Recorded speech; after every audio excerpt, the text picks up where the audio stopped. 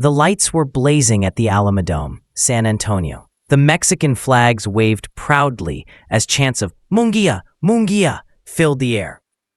This was more than just a fight.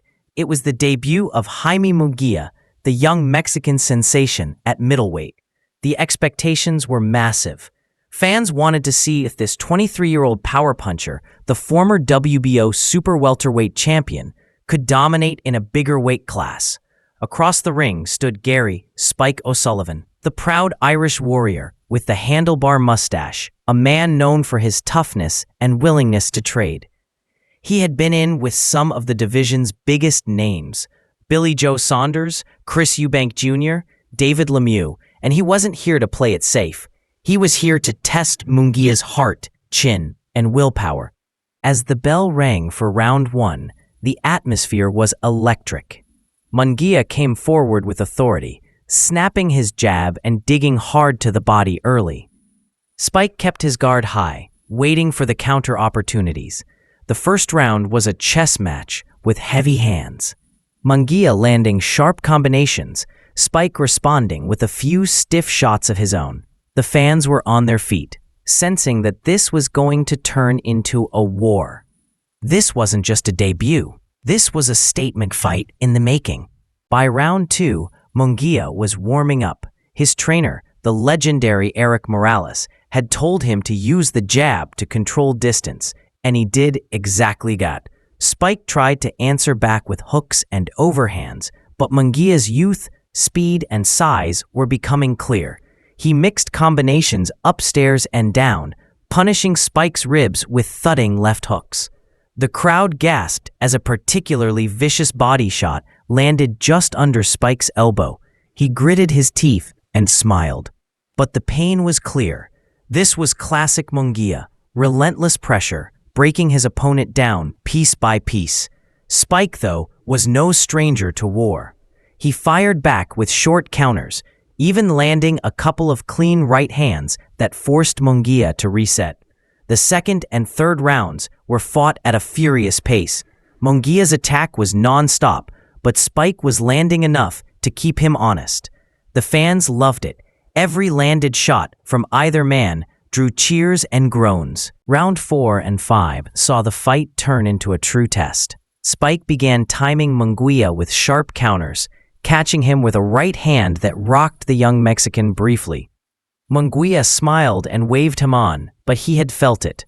For the first time in the fight, the crowd sensed danger.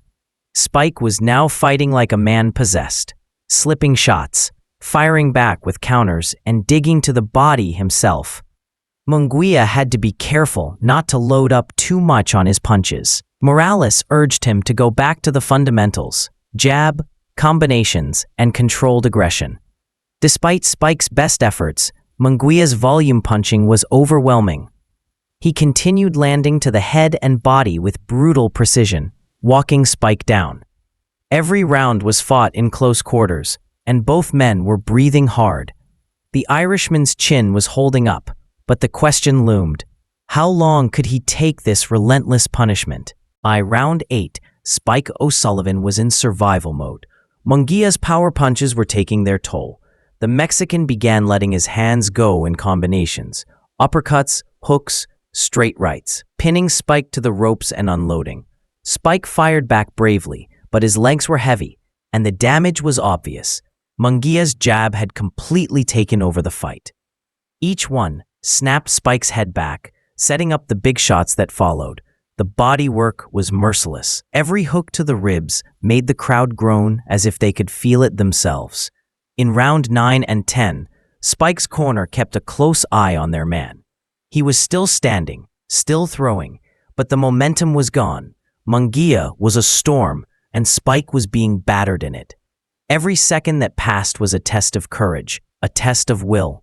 Round 11, the end was near. Munguia came out with renewed fury, sensing that Spike was fading.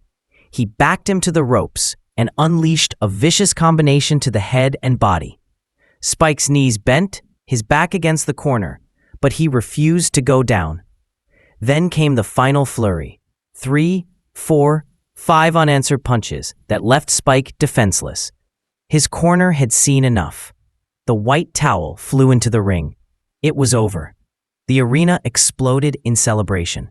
Jaime Munguia had passed his first test at middleweight with a statement TKO victory.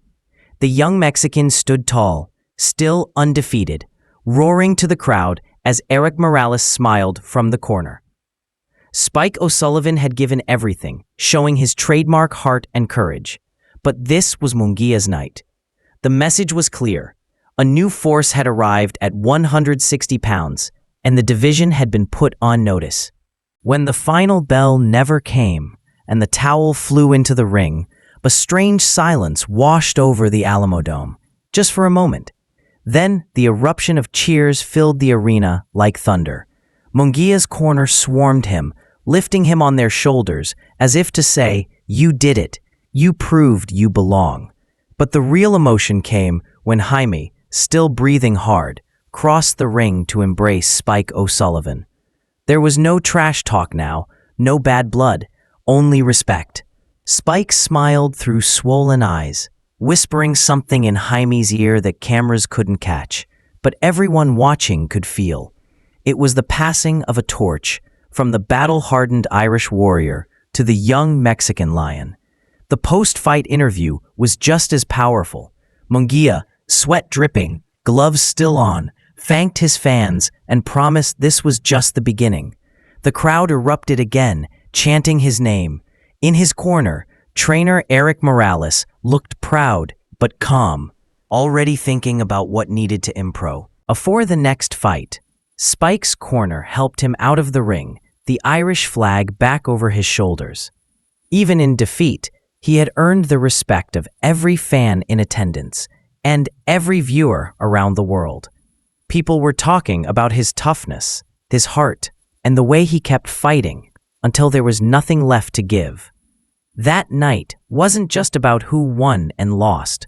It was about the warrior spirit that makes boxing so special. Before the next fight, weeks later, the conversation still hadn't stopped. Analysts were calling Munguia's performance the breakout moment of his middleweight career. Social media was flooded with clips of his brutal combinations, his relentless pressure, and his emotional celebration. But more than highlights, it was the story that stuck with fans.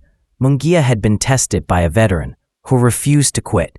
He had been rocked, forced to adjust, forced to prove that he wasn't just a brawler, he was a boxer, a strategist, a future champion. SpikeOSullivan, meanwhile, walked away with his head high. He had taken a fight many thought would end quickly and turned it into a war that pushed Munguia to his limits. His performance only solidified his reputation as one of the toughest men in the division. Promoters were already talking about Munguia's next big step, perhaps a fight with another top contender, maybe even a title shot. Fans were excited, sensing that a new star had truly arrived at middleweight. The fight had been more than a sporting event. It was a story of grit, growth, and glory. Years from now, fans will still remember the night Jaime Munguia and SpikeOSullivan shared the ring. The night when two nations cheered, two fighters bled, and one young warrior took a giant step toward greatness.